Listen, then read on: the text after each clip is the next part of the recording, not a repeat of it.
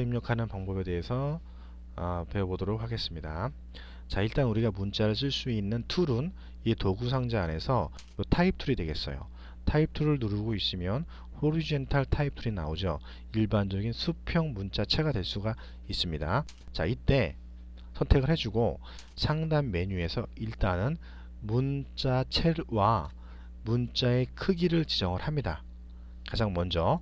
자, 그럼 지금 문자체를 도둠체로 지정을 해주고 문자의 크기를 일단 30으로 지정을 했어요. 자, 쓰겠습니다. 바탕을 클릭해주고 문자를 쓰면 되는 겁니다. 예를 들어서 뭐 이렇게 해서 옛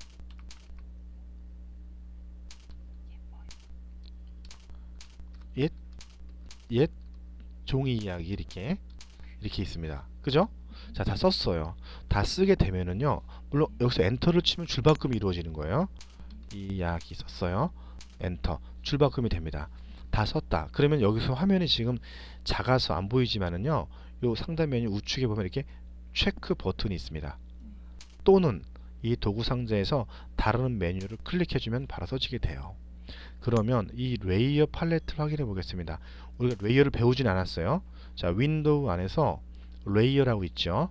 자, 레이어 팔레트로 들어가면 나중에 레이어를 자세하게 배우면 알 수가 있겠지만 일단은 자동적으로 문자를 쓰면 이렇게 레이어 하나 만들어진다는 뜻이에요.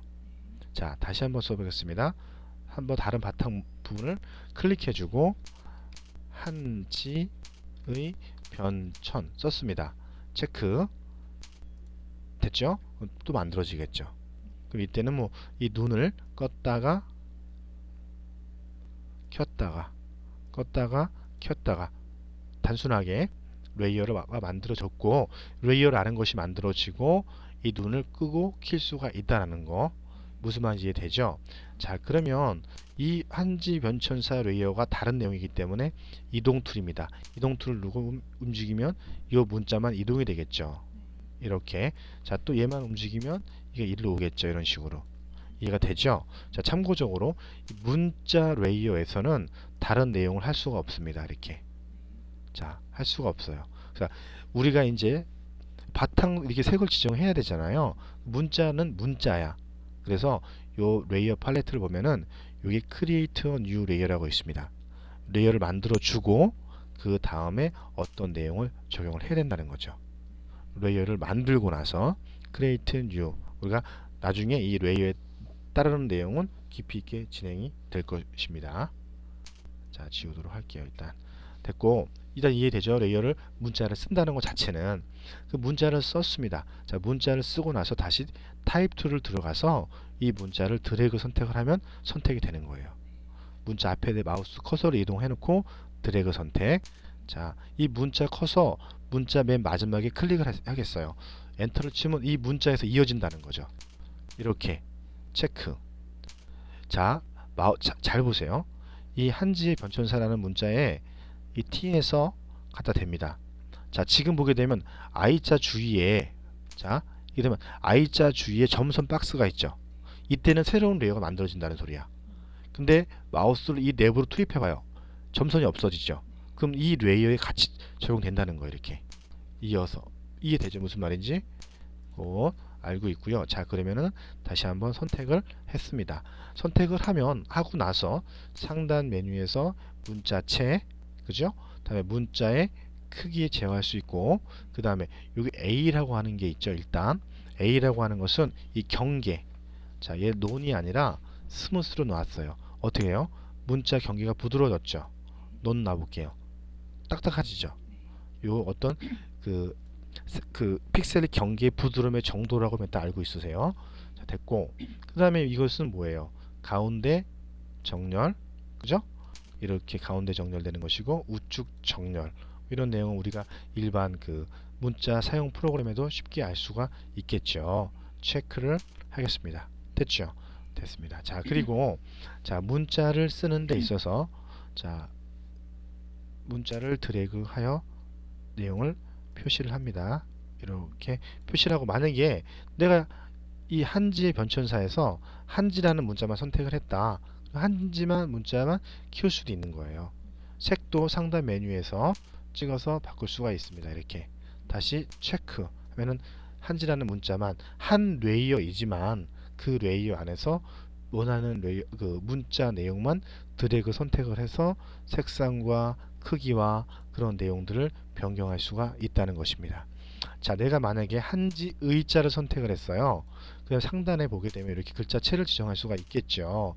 자, 그리고 이 오른쪽 보면은 이게 지금 활성화가 안 돼 있는데 이것은 뭐냐? 문자의 굵기라고 할 수가 있어요. 자, 근데 굵기를 제어를 못하죠, 지금은. 이 굵기는요, 이 문자체에서 제공을 하는 거예요. 근데 이 문자체는 굵기를 제공하지 못한다는 거죠. 무슨 말인지 이해되죠? 자, 됐습니다. 문자체에 따라서 지정할 수가 있다는 거 체크를 하겠습니다. 자, 그러면 우리가 이 문자라고 하는 부분은요, 어떻게 구성이 되냐? 자, 바탕을 좀 지워보도록 할게요. 일단 이렇게 있습니다. 자, 한지의 이 나머지는 일단 지우고 이거를 지울게요. 체크했습니다. 자, 한지의 변천이라고 하는 내용이 이렇게 있어요. 이 문자 T라고 하는 내용은요, T라고 돼 있죠. 이거는 벡터 방식으로 인식이 됩니다. 벡터 방식이라고 하는 것은 이 문자 내용을 굉장히 크게 확대한다고 해도 해상도의 변화가 안 생긴다는 거예요. 자, 간단하게 해보도록 할게요.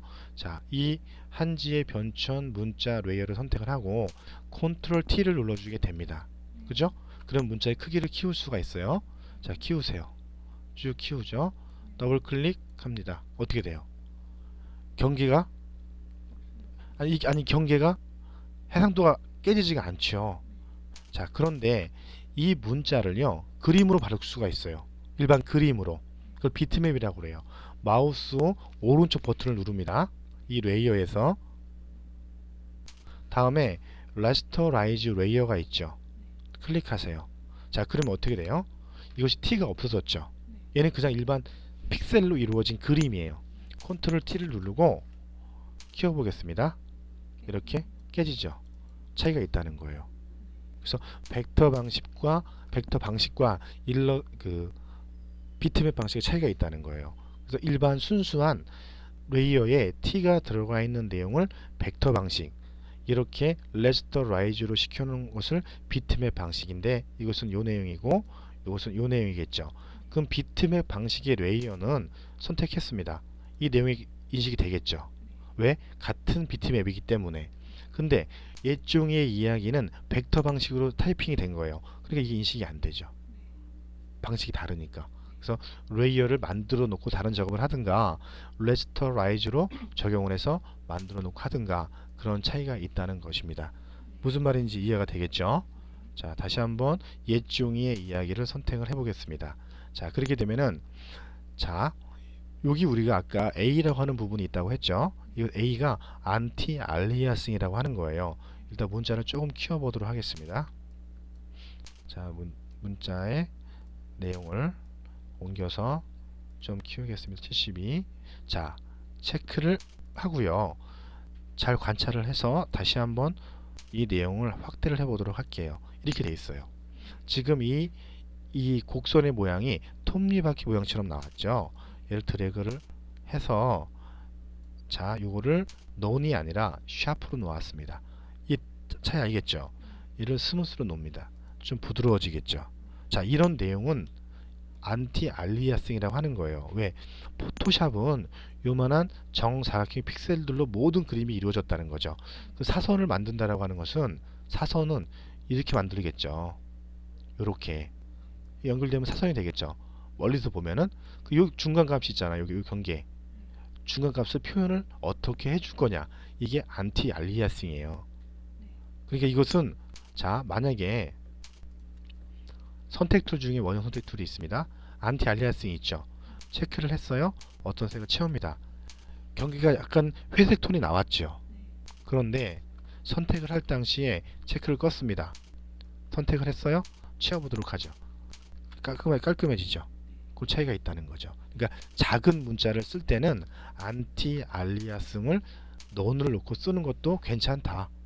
왜냐하면 너무 작은 문자가 경계가 흐려지게 되면 문자 선명도가 떨어지니까, 작은 문자일 때는 안티 알리아싱을 꺼주고 논으로 작업해주는 것도 작고 깔끔한 문자를 표현해낼 수가 있다는 것입니다.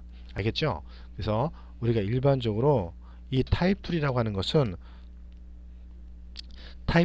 것은 네 가지의 그 형식이 있지만 이 상태에서 호리젠탈 타입2는 수평 문자를 쓰는 것이고 레이어를 만든다는 것이고 버티컬 문자는 세로 쓰기 문자를 만드는 것이 되겠죠. 그래서 일단은 가장 기본적인 문자의 첫 번째 단계로서 문자를 타이핑을 하고 레이어를 만들고 그 다음에 이동을 하고 이동 트레이에서 이동할 수 있으니까 이 레이어만 이렇게 무슨 말인지 이해가 됐습니까? 그래서 일단은 타입 툴에 의해서 문자를 쓸 수 있는 기본적인 단계에 대해서 배워보게 된 것입니다.